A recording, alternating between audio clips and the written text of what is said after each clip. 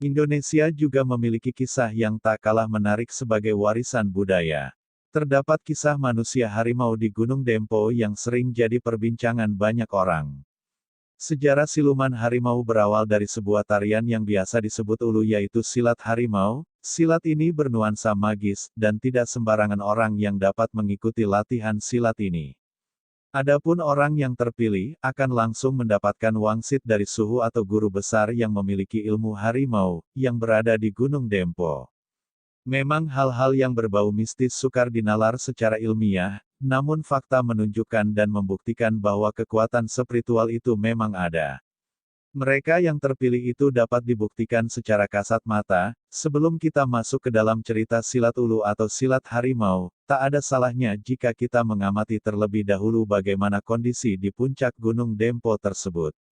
Selain itu di puncak masih terdapat beberapa kawah dan di antaranya, airnya dapat diminum langsung. Salah satu keunikan gunung ini, juga terdapat pohon kayu yang diberi nama panjang umur, yang tertanam secara rapi dan tertata dengan jarak antara pohon sepanjang 2 meter, dan bila tumbuh kurang dari itu, tanam itu akan mati dengan sendirinya.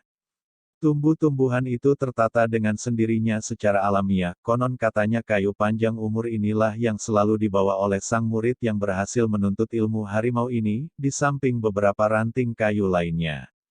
Juga terdapat tanaman lainnya, yang biasa disebut dengan pohon kayu api. Di puncak Gunung Dempo Anda tidak akan mampu memasak air dengan menggunakan kompor minyak atau kompor gas. Karena air tidak akan masak dan mendidih di sana kecuali Anda menggunakan kayu api, yaitu kayu hijau sebangsa tanaman yang masih basah dan bila kayunya digesek-gesekkan akan mengeluarkan api. Dengan menggunakan kayu api inilah Anda akan dapat memasak air dan nasi di puncak Gunung Dempo.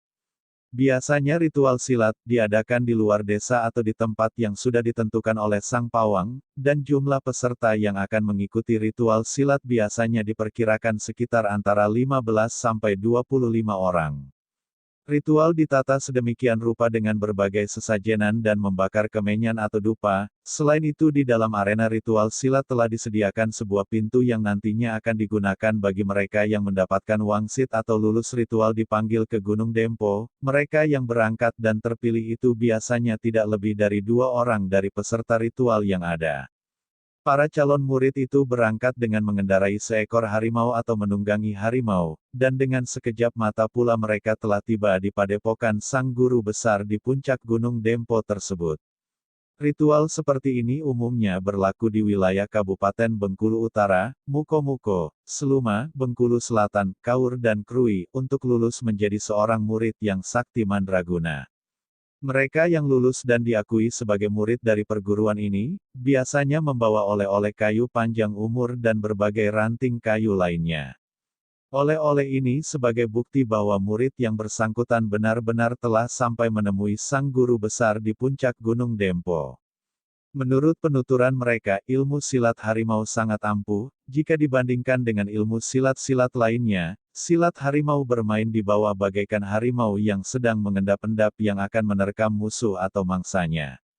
Selain itu keunikan silat ulu ini adalah dapat menggunakan setiap ruas tubuh atau badan manusia untuk digunakan sebagai senjata yang dapat mematikan. Itulah rahasia ilmu silat harimau, ungkap para murid perguruan tersebut. Kesaktian apa saja yang dimiliki mereka? Peserta pelatihan silat terbagi dalam 2 kelompok.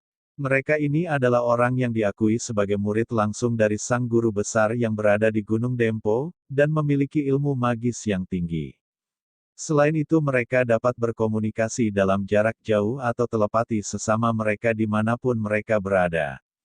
Konon katanya manusia harimau dapat berjalan dengan cepat, bagaikan kilat, karena itu banyak yang berasumsi juga pada zaman revolusi 1945 banyak pemuda-pemuda yang menekuni ilmu harimau ini.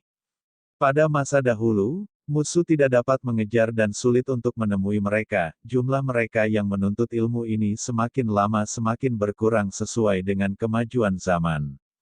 Begitulah alkisah sang manusia harimau, berawal dari ilmu silat harimau atau silat ulu, selanjutnya berkembang menjadi dukun sakti mandraguna, dan akhirnya juga kembali ke alam baka.